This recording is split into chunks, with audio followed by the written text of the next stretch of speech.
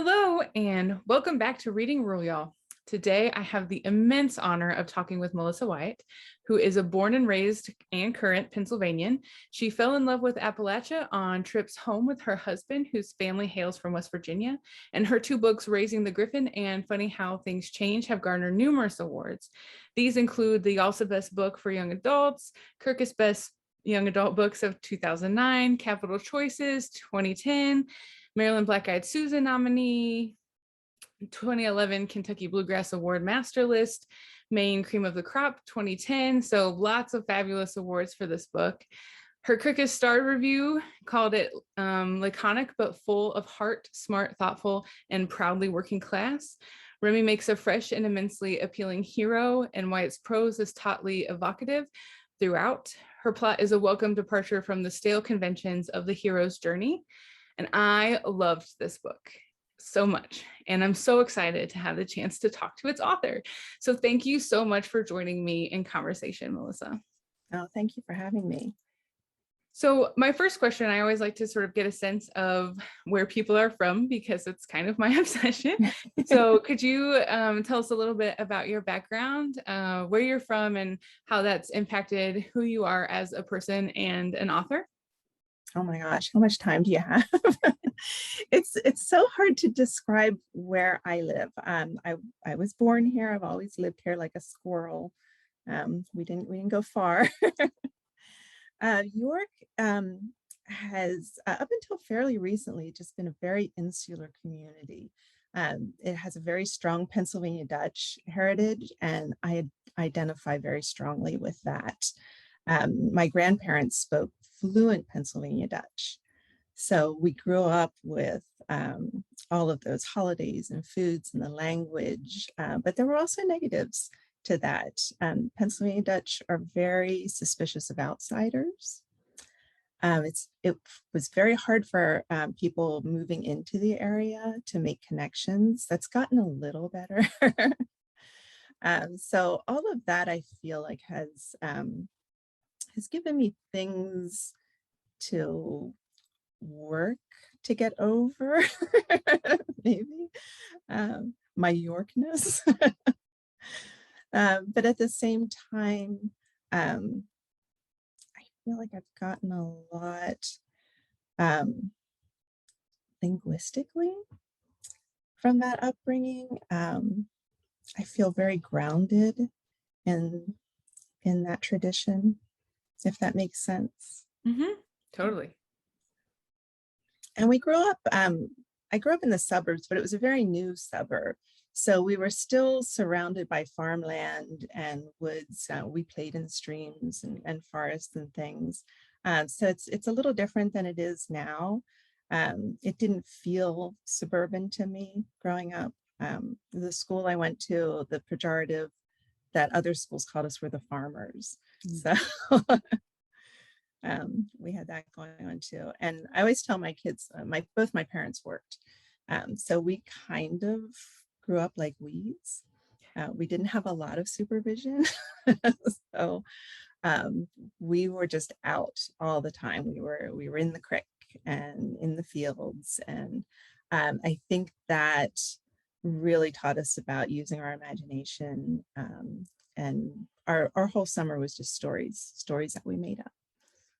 It's funny when I talk to folks about where they're from, and especially because of like the rural focus of what I do, a lot of folks are like, well, and it's hard to define place, and it's hard to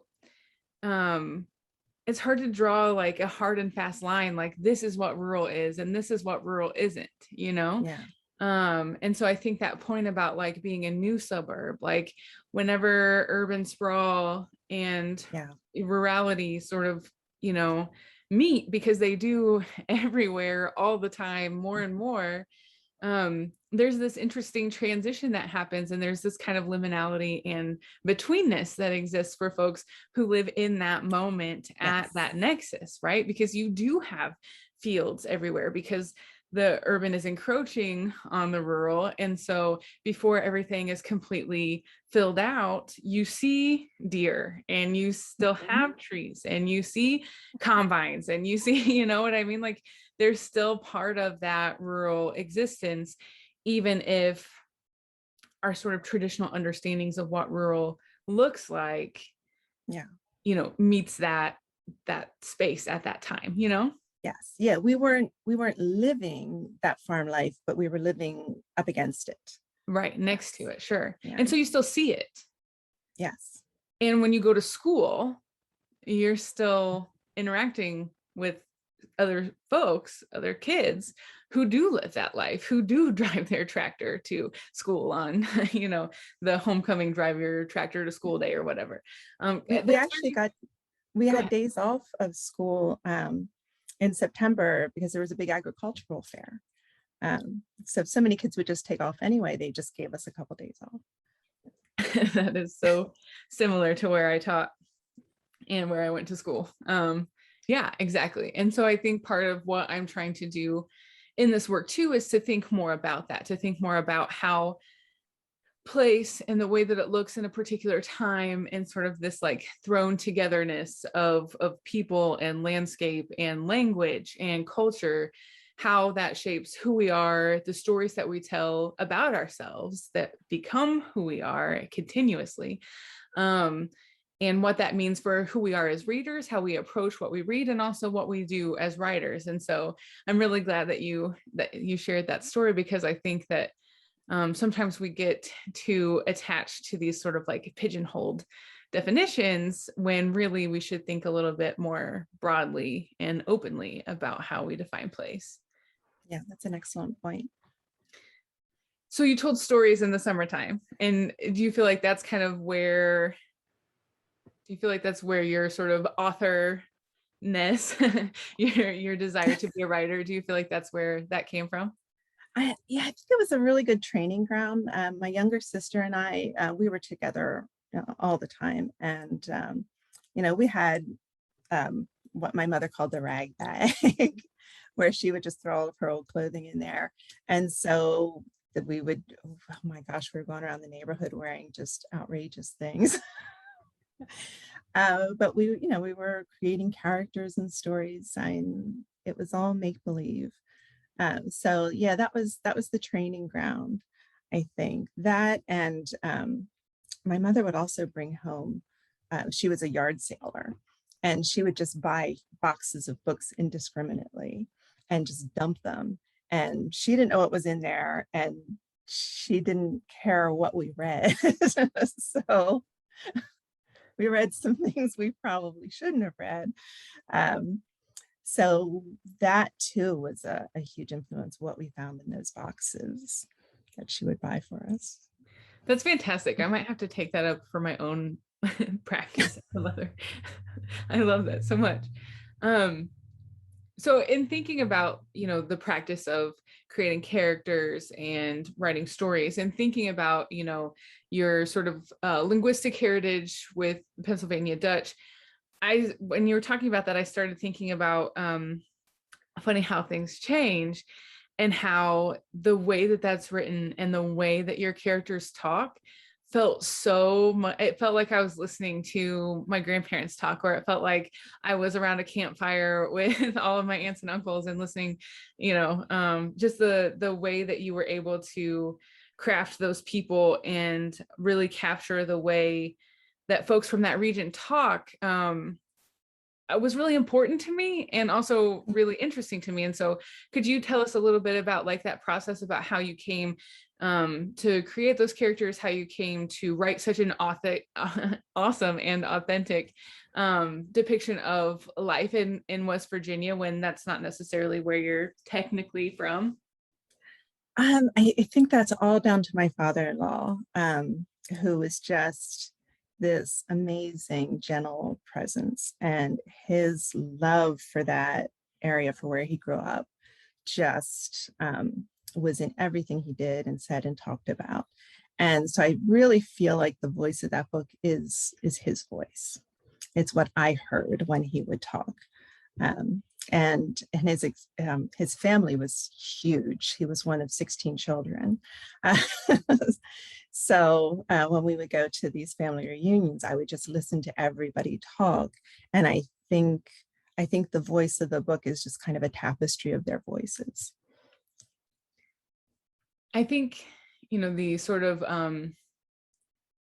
having the experience and being around somebody who's from a region, and because there are folks who say, like, if you're not from a place, or if you don't identify as a certain thing, that you can't write a good story or an authentic story about those people or that place, or that thing. And I wrestle with that a lot, Yeah. especially doing this work. You know and you get that sort of infighting of, like, who even gets to identify as rural, like sort of what we were talking about before, like how Yes. we sort of have these sort of stereotypical pastoral, idyllic, sort of more like heartland kind of definitions of what rural is, when frontier rural and Southwest rural look a lot different than like Pennsylvania rural or Indiana rural, right? Or West Yeah. Virginia rural. you know I tell a story all the time, and I think I even talked about this maybe last time with Jeff Zentner, but when my family moved from East Tennessee to Indiana, my grandfather was the oldest of 6, and he's the one that went first. And he wrote home about how the trees in Indiana grow like clumps. They grow in clumps because of the way that the land is cleared, right? In the holler, it doesn't look like that at all. and so even that difference, right? The way that the land looks and what that means is rural is different. And so thinking Yes. and expanding our ideas about what that looks like and who can identify as rural, and what that means for stories and for writers, I just think that it doesn't get enough attention. And so I was just kind of curious because I expected you to be West Virginian when I looked up your bio, and then I was surprised when you weren't, because it just felt so much like my sort of Appalachian family did. And so I was just curious about how all of that came about. Well, I'm so glad it read that way. As I want to go back to what you said about who gets to tell stories, because it's really important.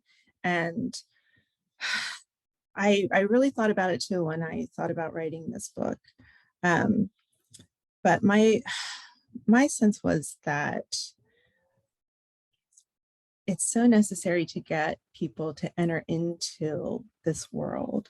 And if I can enter into this world, I can hopefully bring other people with me. And the way I feel like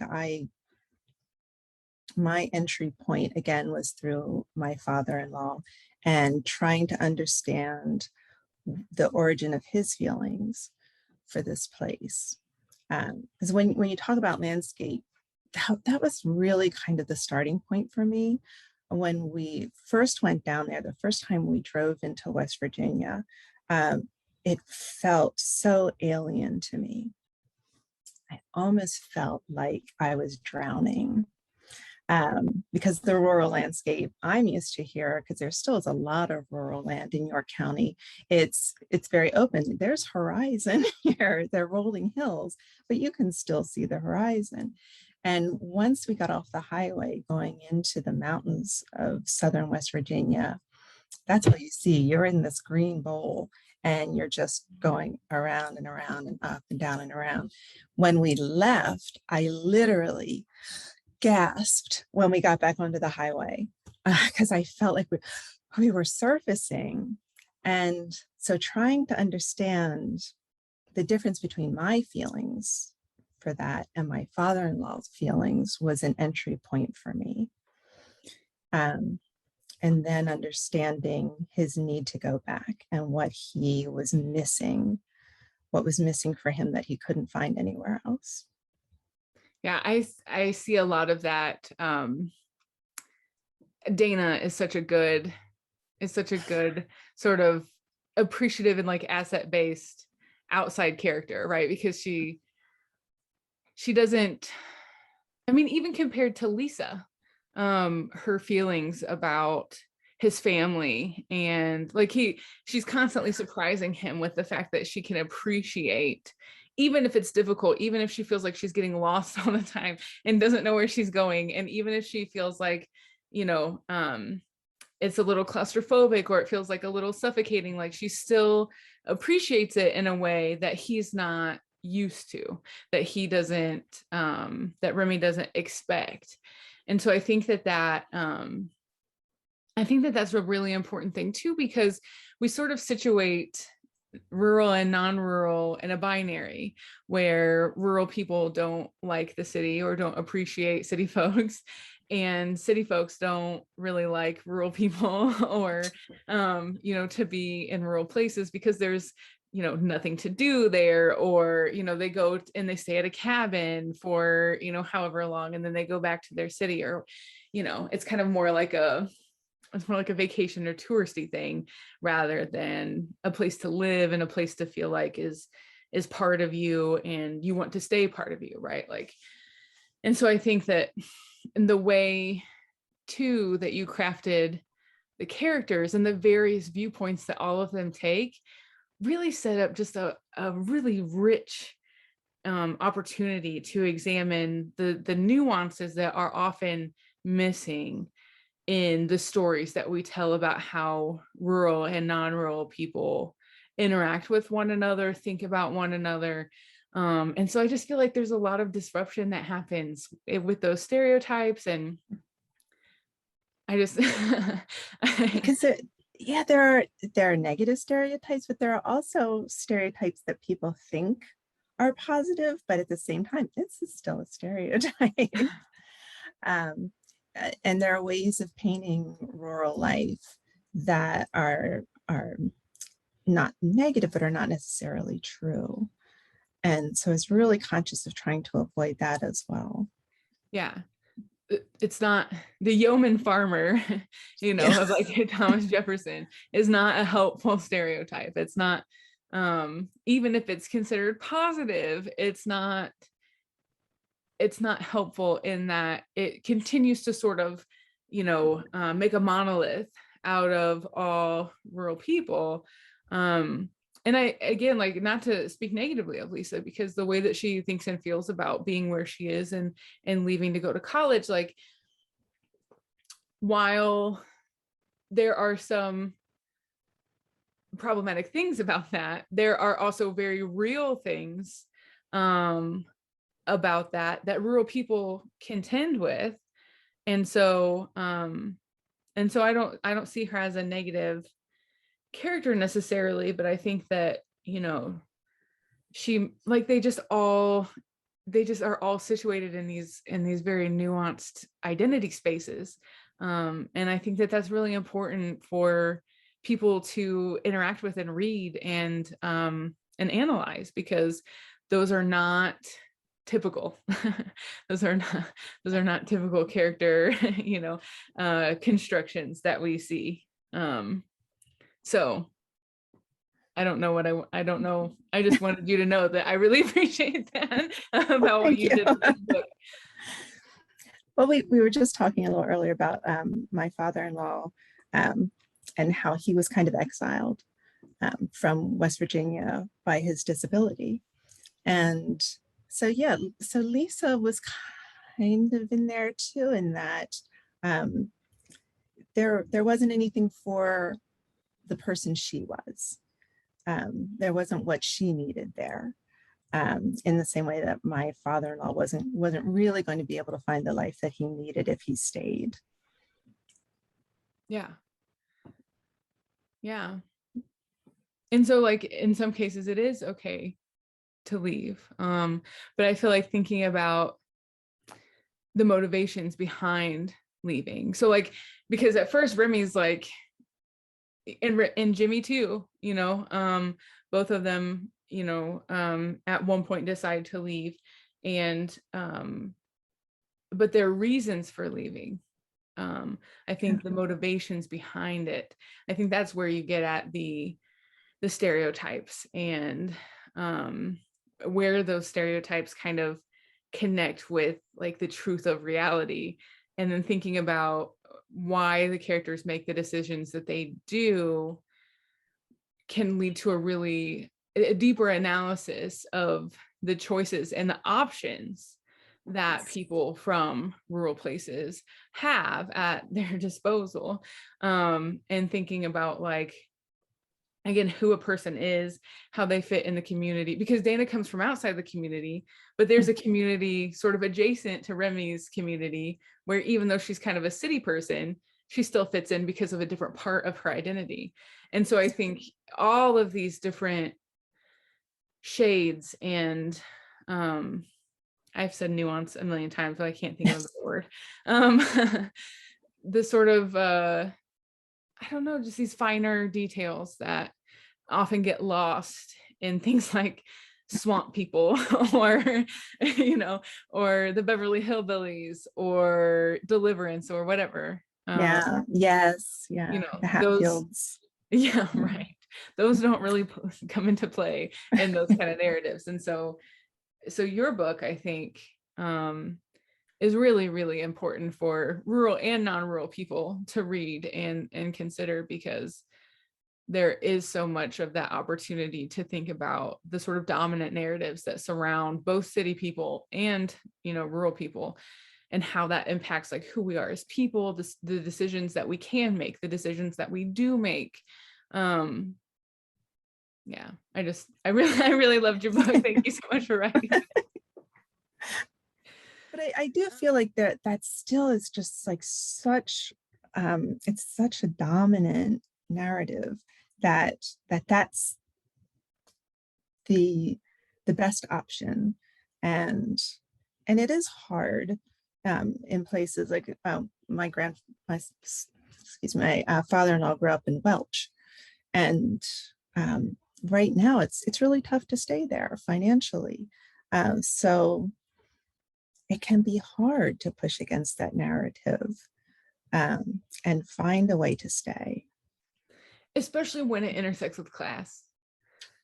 Because, the sort of narrative of success that is written in dominant society is that in order to qualify as successful, you have to be middle class or upper class or, part of the 1%, and that just isn't true, and so I really appreciated that, first of all, that Remy struggled with the decision to leave, and also that in his leaving, he knew he still wasn't going to college. That line where Elise is like, they've got gas stations in Pennsylvania, famous city. That made me think about a lot of my students, because where I taught, the main opportunities for employment are warehouses, factories, and gas stations. Yeah. And so that's where a lot of them work, and like they're doing fine, and so I don't know, I think the questioning of the narrative of success too, and what it means to be that you can be a success and be working class, that's acceptable. Yeah. I think Remy says something like just enough ought to be enough.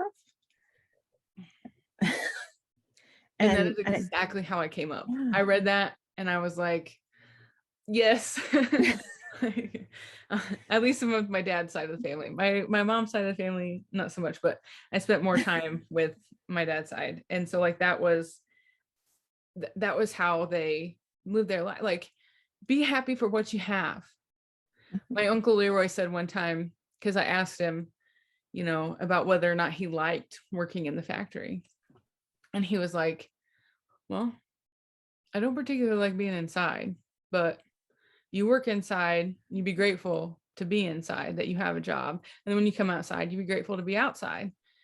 And so like, yeah. That kind of just like, whatever you have is what you have. And if you ain't starving, you're good to go, like, and that is definitely sort of a part of who I am, as a philosophy. And so when I read him say that, I was like, oh, this is my book. And, I know plenty of people in white collar jobs who hate what they do. And so, I mean, if you're going to hate it anyway, Yeah. And um, yeah, if you like something, if you feel like you're good at it, if it brings you joy, if it brings you fulfillment, like the way that, you know, Cassie, Remy's car and working on it does, and working on cars and working in a garage. And, if that brings you joy, like, isn't that better doing that and making enough yeah, to survive than, in my mind, that's still thriving, like that's yes, not, yeah, um, it's but better to do that than to sit at a desk and hate your life, but bring home a exactly, bigger paycheck. yeah. And, and um, touching on that editorial comment about how um, somebody working class who chooses to stay, um, that this is not the stuff of hero making literature, and that by extension, the people in that class don't deserve to have their stories told. Boy, what does that say to kids? Like, not every kid is meant to go to college, um, and especially now, we should be talking about um, all sorts of other options, and that those options are valid, and the work is valid, and the work is honorable, and so there are stories to be told there. And it also doesn't mean that somebody who works on cars can't also love the humanities and, Right? is like a philosopher in their own right and reads, on their own, like that's another thing that's always bugged me, like this idea that if you want to work with your hands, or if you want to work, you know, outside of like the, academia, if you want a job that doesn't require a degree, that then you can't like what it is that people read and write and do within that degree. And I just think that's silly. Yeah. And I remember my grandpa Bob, one of his prized possessions was a collection of poetry that somebody bought him on his high school graduation. And he read that thing cover to cover all the time, again and again and again. And he loved it. And he loved songwriting, and he loved, right. And he loved Westerns. He loved to read. But that's not a tellable narrative of hillbillies or of people who work in factories, right? And so that's one of the most frustrating things for me as a teacher in a rural school, was when I had students who were like, Miss P, I really like you, but I don't really like your class because English isn't my thing, because I would rather be out in the fields, or I would rather be up on a roof, or I would rather be whatever, right? Than Yeah. in this class. And I'm like, just because you want to go weld something doesn't mean that you can't also enjoy reading. Like that's not how it has to work. Like you can like to read stuff too. Um, and so I think that that's really that how thoughtful Remy is, and just like his intellect, despite the fact that he, maybe despite's the wrong word, but along with his intellect, along with the fact that he enjoys, being a mechanic and working on cars. Like I think that's really important to see too, that you can do both, that you can Yes. be both.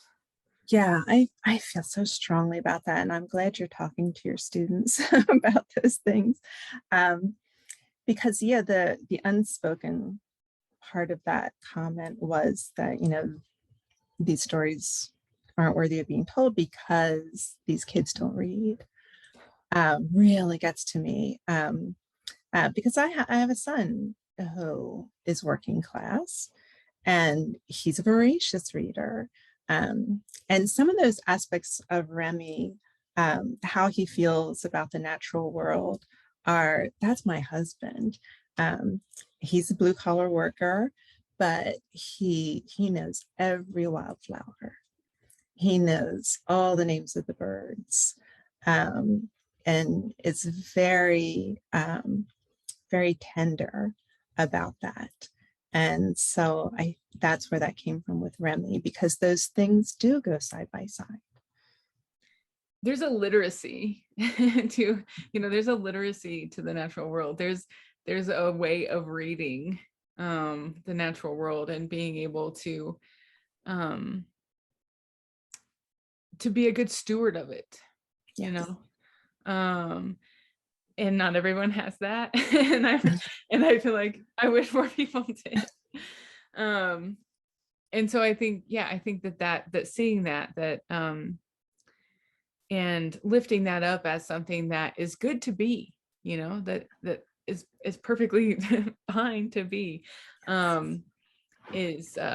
is really important. Your comment about not telling working class stories because working class kids don't read, and won't read them, that really makes me mad. But Yeah.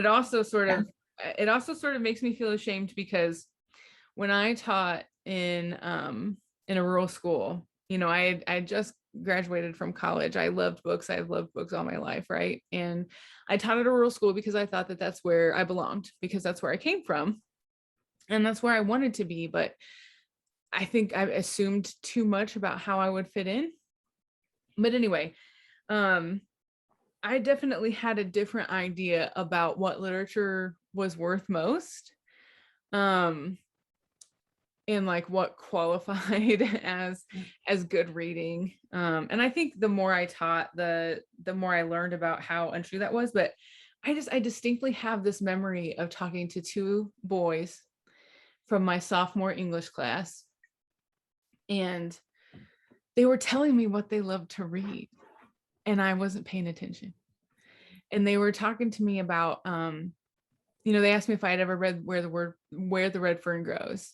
And they read that, like, in upper elementary school, and they loved that book, and they just waxed poetic about how good that book was. And they were hunters, and they had hunting dogs, and you know and I didn't listen to them, because I believed that I knew what literature they should be reading and what they should like to read. And where the word where the red fern grows wasn't it for a sophomore. Yeah. But instead of paying attention and thinking, okay, these boys like reading things that reflect who they are as hunters, as rural people in their reality. They like reading these books, so I should try to find more of these books. That idea didn't even occur to me. And it didn't occur to me until I was doing my PhD research. And I asked my participants, my teacher participants, like, what rural books do you have in your classroom libraries? And they were all like,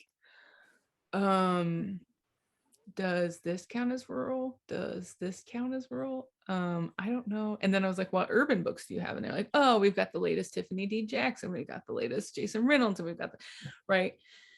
And so I was like, dang. Like, I and then I started thinking about those boys, and I can just see that moment in my head where there should have been a light bulb, but there wasn't. And so that's kind of why I'm out here doing this. And that's why I'm looking for these stories, because working class kids do want to read. Yeah. They just want to read things that they like to read, like anybody else. And they want to read things, at least at times, that reflect who they are as people. And if those stories Like don't anybody. exist, then what are they going to read? Yeah. You know? And it is unfortunately just such a dominant narrative. So, if that's what you're hearing, then that's what you think you should be teaching. And unfortunately, it's so dangerous. And I think going back again to where we are right now, what's going on with labor, it's so dangerous because it dehumanizes an entire class of people to the point where there are people out there talking about starving people into work. So, when we talk about, stories not being important, and for this type of person, I feel like that helps get us to where we are. And so it's so important to push against those narratives. I agree. And I think that your book does precisely that. So thank Yay. you for writing it. So thinking about what people like to read and readership and sort of how that affects them as human beings, what do you like to read? I have very specific needs in my reading. So I'm kind of all over the place. I currently am really into manga and fan fiction. Manga I really like from a writing standpoint. It sounds weird to talk about it, and I feel like this goes into what you're just talking about with those boys who had found what they like to read, because graphic novels are very similar too, and unfortunately, there's still a lot of pushback from educators that this isn't real reading and you should be reading a real book, but if you can get kids hooked on graphic novels, there's all kinds of places you can go from there. And there's a literacy to visual language as well. Manga, what I love about it is how, especially when you understand how manga is published a chapter at a time in these magazines. Here in the States, we don't get them until they've collected all the chapters together. But if you know the websites to read, you can read the chapters as they come out. And so they are so good at hooking readers. So especially for writers, it's such a good lesson in chaptering and how to build that suspense, know when to cut it off in a way that's going to get those people coming back and refreshing that website over and over. It's like, I know that chapter was released today in Japan. Come on, where is it? I need to know. And how they frame the story on the page is also really useful too. And I think sometimes people that don't read graphic novels or manga don't understand that language and what a skill that is to be able to read those pictures. And I think probably haven't how should I say this in an asset-based and appreciative way, haven't cultivated yet the skill of reading a narrative structure like that, because you don't have to justify reading graphic novels to me, because I think it's a completely and highly more complex way of reading, because you have to do so much work to put the words and the pictures and the frames and everything together to make the story come together. Whereas if you just read a print book, you don't have to do all of that work. There's not as much eye movement. There's not as much synthesis that has to happen, and so for me, they feel like work to read them.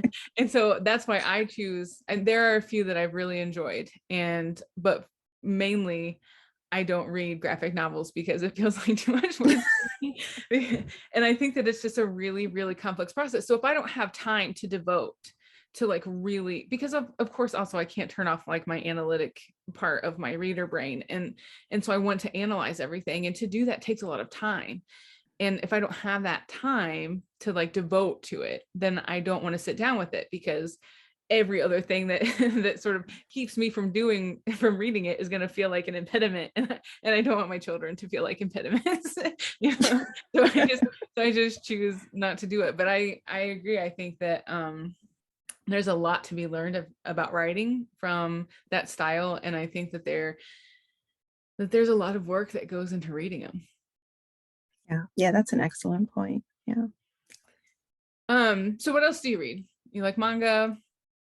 I'm reading a lot of fan fiction right now. That's what you said. That's a fascinating world too. Oh my gosh, I'm so fascinated by it. And I think there's so much to learn there too. When I work with other writers, I try to get them to at least look into it a little bit, because I think people who have never looked into fan fiction sometimes misunderstand what it is. And they tend to think it's about fixing the original work. And that's not what it is at all. It's about more. It's about loving something so much that you just need more. And if the original creator isn't going to give it to you, you're going to create it yourself. So I love fan fiction writers. And I think it's so egalitarian. Anybody can go in there. It doesn't matter who you are. You can write stuff and you'll find your people.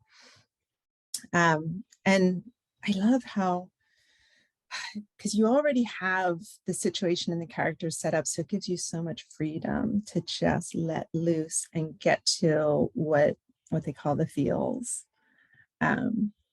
Sometimes I find that lacking in, mainstream fiction. We tend to be a little more careful with feelings, and I'm looking to wallow. Mm, I like a good emotional wallow. me too. Yeah, and boy, whew, you can find that in fan fiction. Yeah.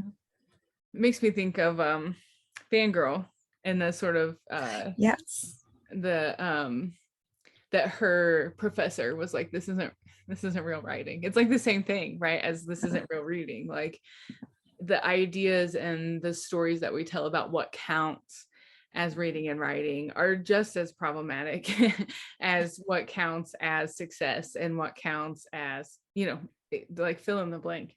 Yeah. And so I think when those things come together, um, what counts as a rural story, or like what do people want to read? They want to read that the person goes to college, like no, you know um which is why, again, why I'm doing what I'm doing, because I think Yeah. that sort of overlap of identity and story, and who gets to tell what stories and how stories get told, and whose voices are heard and whose aren't, I think is really important to think about, and to encourage students to tell their stories, and to tell them true, to tell them true to Yes. themselves. But okay, well, I won't make you talk about your reading life anymore. um I think one of the things that is always interesting to my students is to know what a writer's process is, because we talk a lot about keeping notebooks, and when you have an idea, to make sure you either put it in your phone or use your notes, or record it, speaking to yourself, dictating, like Yes. whatever, right? Like to be able to collect ideas, and so that you always have some place to go when you want to write. So I'm curious about what your process is like. Yes. The phone is amazing. It's just because inevitably the best ideas will come just as I'm falling asleep. So I always kept a notebook and pen on my bedside table, and I'm super nearsighted. So I would, and it's dark, so I want to turn the light on. So I'm writing things down in the dark. I can't see, I'm half asleep. The next morning I go to read it, and I have written every line on top of the other one. I can't read it at all. So now the phone has like the voice thing where you can just talk into it and it makes notes for you. It's just life changing. So there's no excuse anymore for not keeping your notes. It's so easy now. Yeah. You didn't know what it was like back in the day where we had to chisel things out with a stone and So how do you go from notes to a project? What does that look like? I am a very linear writer, and I'm a pantser. You know that term? Yeah. I don't plot. I wish I could, because I feel like plotters are so much more efficient. But I've tried, I can't do it. So I think you have to figure out your process. It's going to be different for everybody. And once you've figured yours out, you just kind of have to honor it. So I start, usually it's a situation and a character. So I have a character in a situation that I'm really interested in. And then if I know the character well enough, I'll do a lot of character work beforehand, exercises to try and figure out who they are. And then once I know that character well enough, they'll lead me through the plot. So it's a matter of logic for me. It's like, if this happens, how will he react? And then the way he reacts causes the next thing to happen. So it's logic and cause and effect. That makes sense. I'm curious about, do you write mostly fiction? Do you write some nonfiction? Because I saw that you had some blog entries on your website, but I wasn't sure, like, which genre you kind of, have made your home, what you really like to write in, or if you write in a few different ones. I mostly write fiction. Yeah. Fiction's hard for me. I'm just always just so in awe of people who can do it, because it's not my thing. I just can't. I don't know. I don't know what it is. Maybe it's just that I feel like I can't do it. I don't know. That's interesting. I think I know this just sounds so airy fairy to say, but it's always love. It's love. I fell in love with a character, and it's my darling, and then I just want to follow them and see what happens. So I can't get that out of nonfiction. So, And I think maybe that's the difference. Like for me, one of the reasons I write is to think, and is to think through, and and not to say that you can't do that with fiction, but because I come from a long line of like oral storytelling and sitting around campfires and just having sort of the same stories told over and over and over again, and every once in a while you get a new one, but they're always told not necessarily for a pedagogical purpose, on purpose, I guess, intentionally, but they are meant to sort of help us build our collective identity as like a family, and as people who didn't come from much, and as people who, you know what I mean, like that's kind of like the function of our family stories.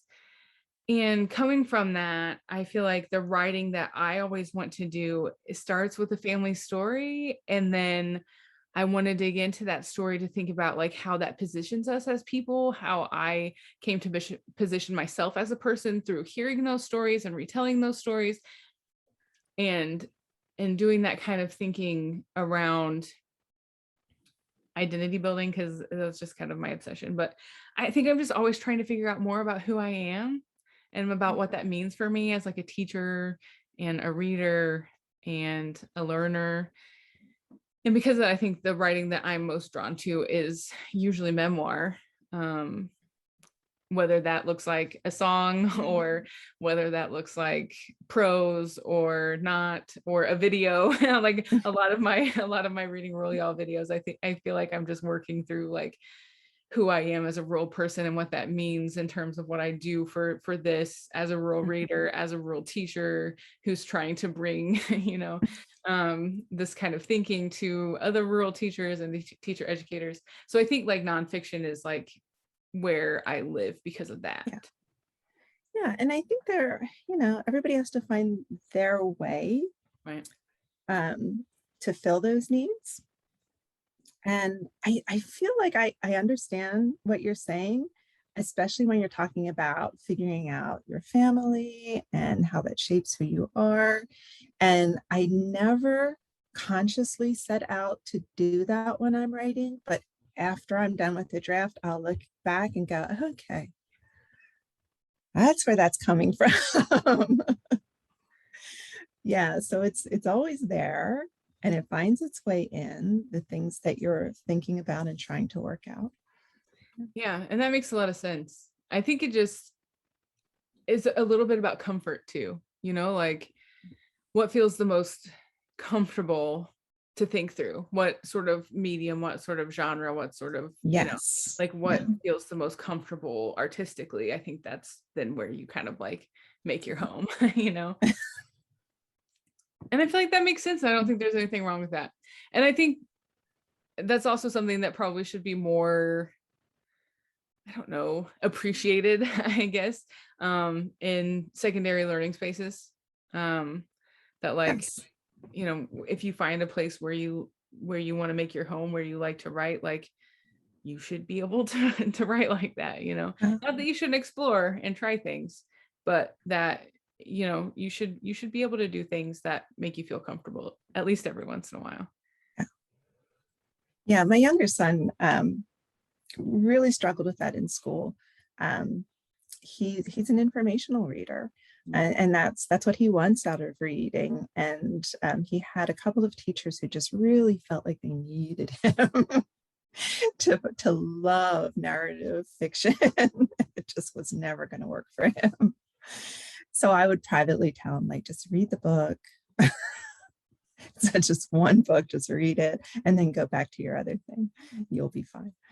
I think that's hard because as much of like who we are comes into our craft as writers, like who we are also comes into our work as teachers. And so I don't know why that is. I don't know why, because I've definitely felt that too. Like, I want you to love this because I love this, but like, you don't Yeah. have to love it because I love it. Like, you should be allowed to love what you want. I mean, if I had to take a class where somebody was trying to get me to love reading biography, like, like informational biographies, like, I would have dropped that class if I could, like, and so like to think, but I think it's hard for us to think in that way, right? Like, instead of thinking about positioning ourselves in a space where somebody's trying to make us like something that we don't like is hard because we've usually been in classes where the teachers who are teaching like what we like.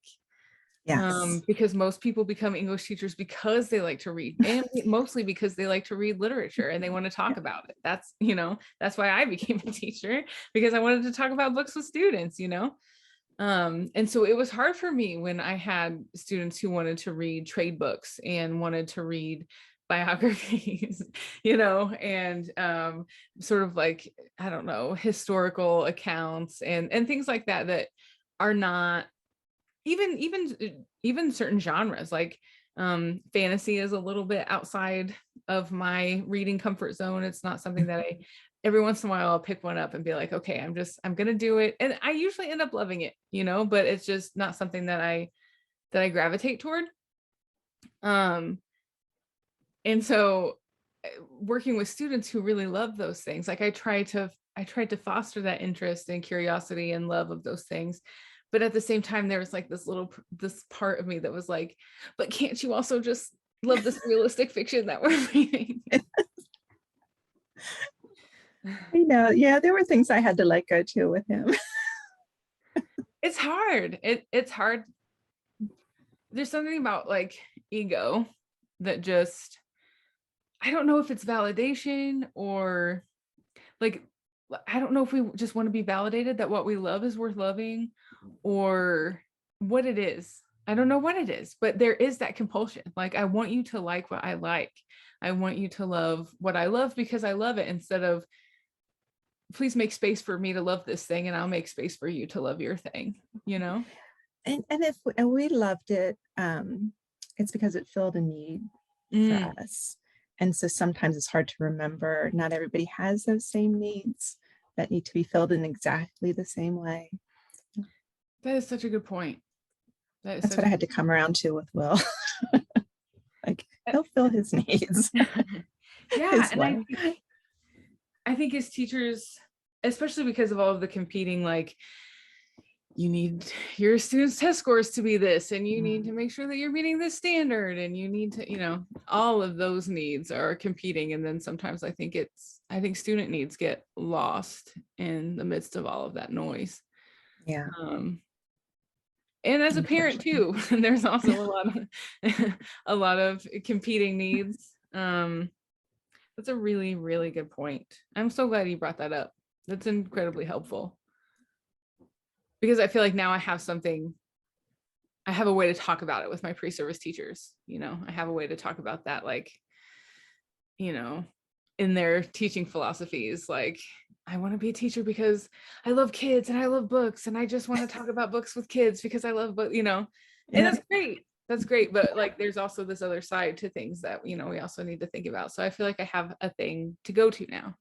And so the last question I have is just what I'm hoping, like I said before when we were talking, that students and teachers are watching this, and that teacher educators are watching it, and hopefully maybe with their pre-service teachers.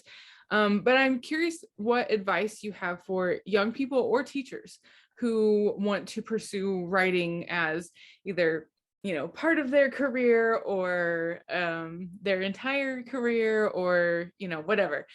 People who want to pursue publication, like, what advice do you have for them? So the most common advice you'll hear, and you'll hear it all the time because it's true, is to read, read, read. There's just no way around it. That's how you build your writer's toolbox. And this is going to be kind of controversial, but it goes back to what we've been talking about. You don't need to go to school to be a writer. You don't need a degree. I don't have a degree. And I think the barriers to publication are increasing all the time. And so I really hope that that doesn't become an added barrier that you need an MFA to be published, because right now you don't. And I think some of those voices that we've been talking about really should be writing and should be encouraged to tell their stories, because those stories are worth being told. So if you're out there, tell us your stories, write them down, use your phone. There's no excuses. And I would also say then, I think this is really important too, is to absorb all forms of story. Like we were talking about, graphic novels is a really important one. I think I've learned more about writing from movies than I've, as much at least from movies as I've learned from books. I think you can learn a lot from really paying attention to how movies are constructed. I love DVD commentaries, director commentaries, because directors are great storytellers. So I listen to a lot of those and I get a lot of information there. And then you have to write a lot. So many people talk about writing and they never actually do it. And amazingly, if you don't write books, they don't get written. Little elves don't come in the middle of the night and write your book for you. It doesn't happen. So that's my primary advice. And learn to revise. That's such a contentious part of the process, I feel like, for most people. It is for me. Like, it's definitely not my favorite step. Like, I wish I could just like sit down and put down perfection on paper. So, Yes. I have to believe that every time. Like, this time, I'm going to get it right the first time. I know there are people who hate the first draft and love revision, but that's not me. When I first started writing seriously, I thought there was something wrong with you if you had to revise. I didn't realize that everybody revises. And I didn't know how to do it. There's a lot more information out there now. There's so many resources to give you help in learning how to revise. So it's everybody does it. Embrace it. and I think that sort of understanding of like there being something wrong with you if you have to revise is definitely cultivated in secondary spaces, where the expectation, especially on standardized tests, is that you can put something down pretty perfect to begin with, and not have to go back. And so I think the idea, and I think that chases a lot of people away from writing, like, oh, I'm not a good writer because, my first drafts are always crap or whatever, it's like no, like that's how most first drafts are. Yeah. It's a pretty sure bet that it went through multiple drafts before it got into your hands, and that it changed dramatically during those drafts. Yeah, that's true. And I think because we also privilege a perfect first draft, then we don't really talk about what good revision looks like, and what, that it can take multiple rounds of revision, like text or just, certain parts. Like, I didn't really understand it at first. And on my first book, my editor presented to me in just the best way. She said, yeah, you write the first draft for yourself. And when you revise, you're revising for the reader. So revise literally means to re-see. So you're re-seeing the story through the eyes of the reader, because there's so much that when you're writing is in your head and you think it's on the page. So that's what you're looking for is, am I communicating clearly enough what I want to communicate with the reader? Yeah, that's a really good point. Like instead of positioning it as a way to correct errors, right? As like, because of course mistakes are not allowed to be made also, like that's how you get points taken off and that's how people fail, right? As if they make, Yes. which again is a ridiculous narrative. You really should get rid of it. But instead of positioning it sort of in that negative way where you have to like fix something that's wrong, it's more like just making it stronger, making it Yes. better for the person that you hope is going to be sitting with it, you know? Exactly. Yeah. Yeah, that's a really good way to think about it. Well, I have absolutely delighted in this conversation. I have loved meeting you and getting to talk with you. I Same absolutely here. adore your book, and I really appreciate you taking the time. Thank you so much. Oh, thank you. Yeah, it's been an absolute pleasure. And that's, I mean, sometimes people ask you, why do you write? And that's it right there. I just want somebody else to love Remy as much as I do. Um,